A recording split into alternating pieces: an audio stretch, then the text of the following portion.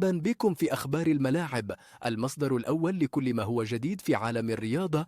اليوم لدينا أخبار ساخنة من ملاعب كرة القدم الأوروبية، من احتفالات فياريال بنجمنا المغربي أخوماش إلى الشكاوى القانونية لميسي ضد منظمة بيئية، وانتهاء بتعادل ريال مدريد غير المتوقع أمام مايوركا.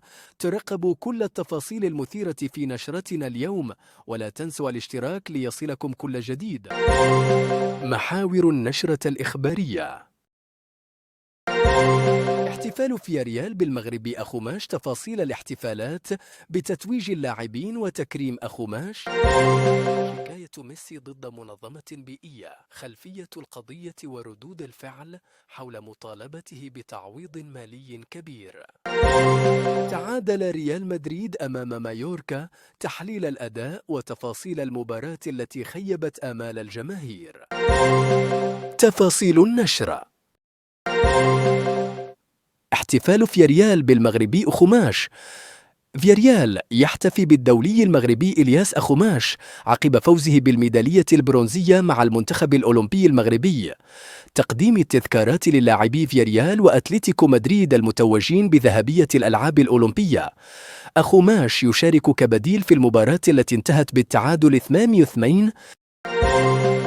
شكاية ميسي ضد منظمة بيئية.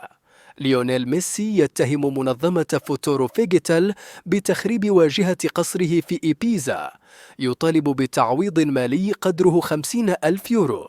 المتحدث باسم المنظمة يرد على الشكوى معتبرا المبلغ مرتفعا، ويكشف عن تفاصيل البناء بدون تصريح. تعادل ريال مدريد أمام مايوركا. ريال مدريد بقيادة مبابي يبدأ الموسم بتعادل غير مرضي 1-1. تحليل أداء الفريق وتفاصيل حول اللاعبين الذين شاركوا في المباراة.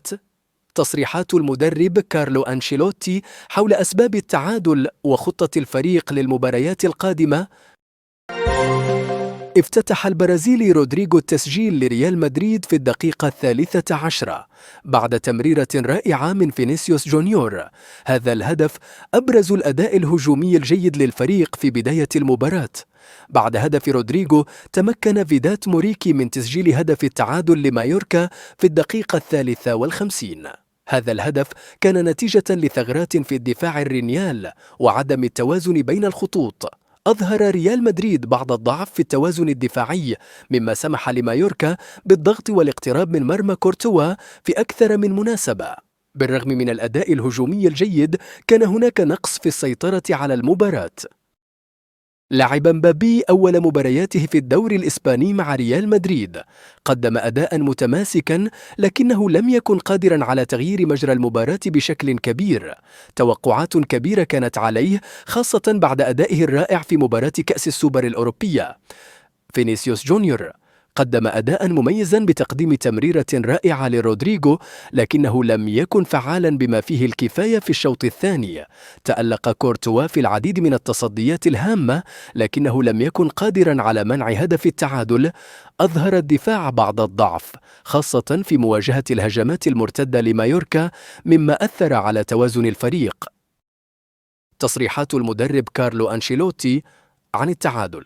صرح أنشيلوتي بعد المباراة بأنه غير راض عن التعادل، مشيرا إلى أن الفريق كان يمكنه تقديم أداء أفضل، وأوضح أن التوازن بين الهجوم والدفاع كان مفقودا في بعض الأوقات، وكان من الضروري أن نكون أكثر قوة في الدفاع.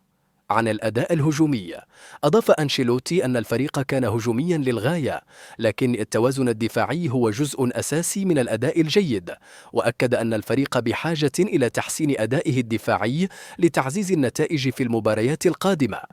خطة الفريق للمباريات القادمة. تحدث أنشيلوتي عن ضرورة العمل على تحسين التوازن بين الخطوط، موضحا أن علينا التركيز على تعزيز التفاهم بين اللاعبين الدفاعيين والهجوميين لضمان أفضل أداء في المباريات القادمة.